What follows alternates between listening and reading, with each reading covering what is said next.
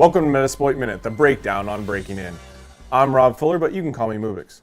So this time, we're going to be going through Armitage and Cobalt Strike, both created and run by Raphael Mudge, who is an awesome programmer doing great things to make Metasploit GUI sort of framework, and we'll be showing you how that works. So the first thing we're going to do is just download Armitage. Now on Kali, you can actually do an apt-get install Armitage. Sometimes, I believe on 1.07 or other versions of Kali, it's already there. And you can just type Armitage, and it starts.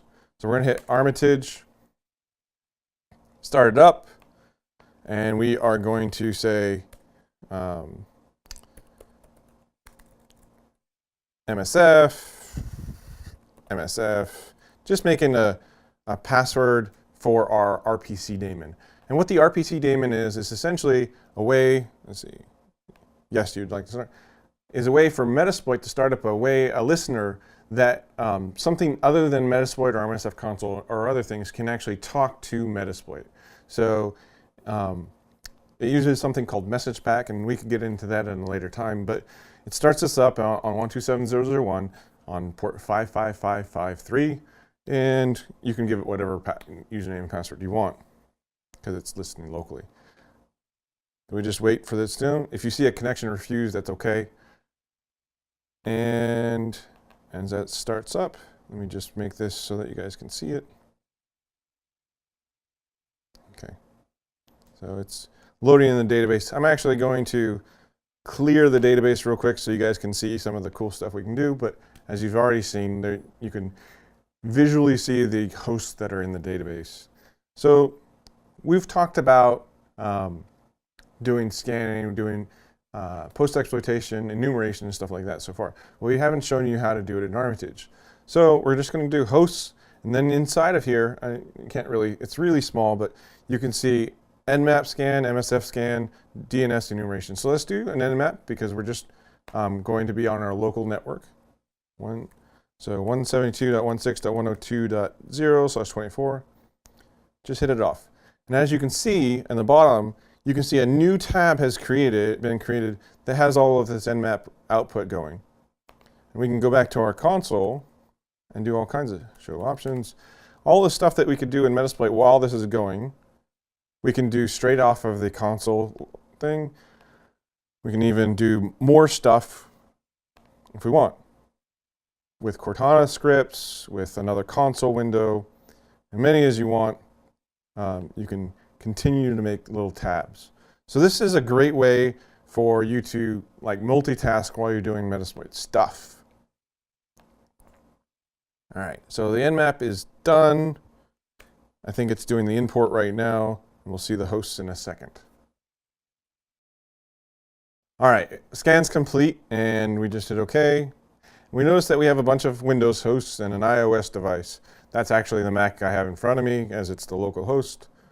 And we can do all kinds of cool stuff. We can actually start up another an MSF scan on the same ranges or the selected hosts, which can do different enumeration things that Raph has planned for us. I think we can select them all, hit hosts, MSF scan, and we can kick that off. We can just let that go, as we're going to go and say 135, just particular because I know this demo is going to work.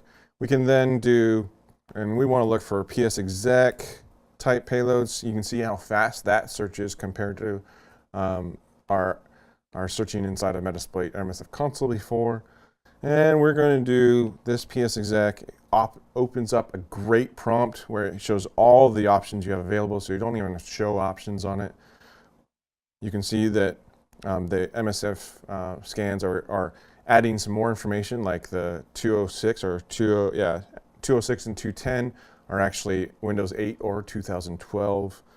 And we're going to say our SMB password, double clicking there, capital ASD, KBW 123. Our SMB user is administrator. Our targets, and we're going to say user reverse connection. And that's it. We can actually show our advanced options if we want. That's a lot, but let's just not do that for now. We're going to launch.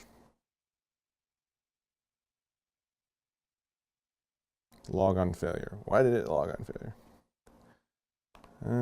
Maybe that one we don't have set up. So as you can see, I also right-clicked and hit login. There's a couple of login options I have available. I can do services and show all the services that are in here. I can do another scan if I want. I can set a label for it. There's a ton of stuff that you can do inside of Armitage and makes it a lot easier to kind of visualize and multitask Metasploit. So there is one other, and there's a bunch of options, and we're not going to go into all of them right in this. This is just an intro to both Armitage and Cobalt Strike. So we're going to just jump over to Cobalt Strike real quick. This is the paid version of Armitage. So if you like Armitage, you can go to Cobalt Strike, and Cobalt Strike has a bunch of additional features that Armitage does not. But if you are using something other than Kali to get Armitage, you download it at fastandeasyhacking.com. So on the other side, Cobalt Strike, you can go to advancedpentest.com and go in and download the trial. And first, all you do is you go to, let me move this up so you can see it. Go into the download, put in the company, Metasploit Minute. Rob Fuller is the primary contact. Metasploit Minute host, msf@hack5.org. Yes, I'm US or Canadian citizen. Hit submit. And I should get an email in a few minutes giving me a download link for everything. And if you don't know, there's other ways. So if you have any problems, there's documentation on the site for getting Cobalt Strike to work on Kali, on different other Linux distros. So not leaving you to hang in the wind just yet. So now that we've downloaded, and I've actually skipped the steps, I've already gotten the email, I've already downloaded the Cobalt Strike. So it's on, oops, not in there. It's in desktop.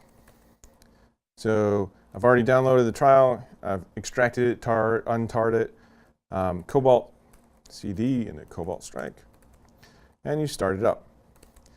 So this starts up a lot like Armitage does, but one of the things I want to show you in here real quick is there's a team server aspect to it.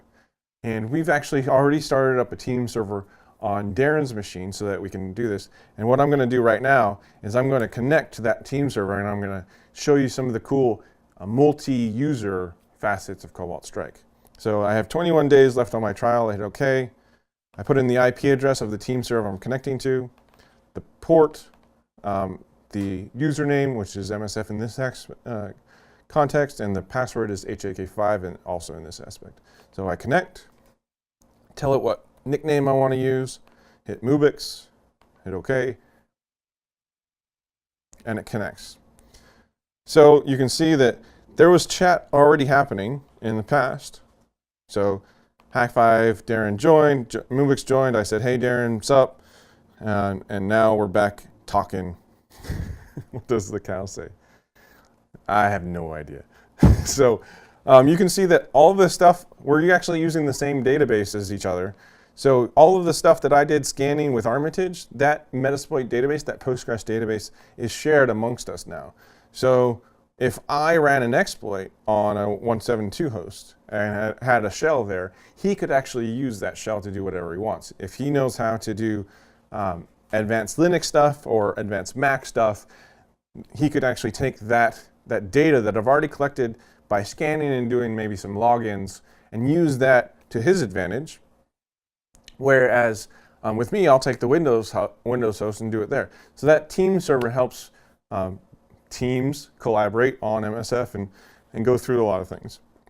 Now again, I am barely touching the surface on Cobalt Strike and Armitage. There's a lot more features there, including something called Beacon, which we'll get into at another date.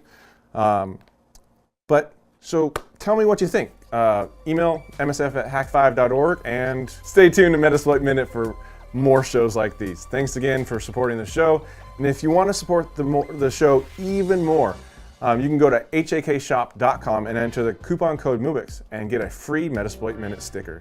Until next time, I'm Mubix, and I'll be hacking till the cows come home.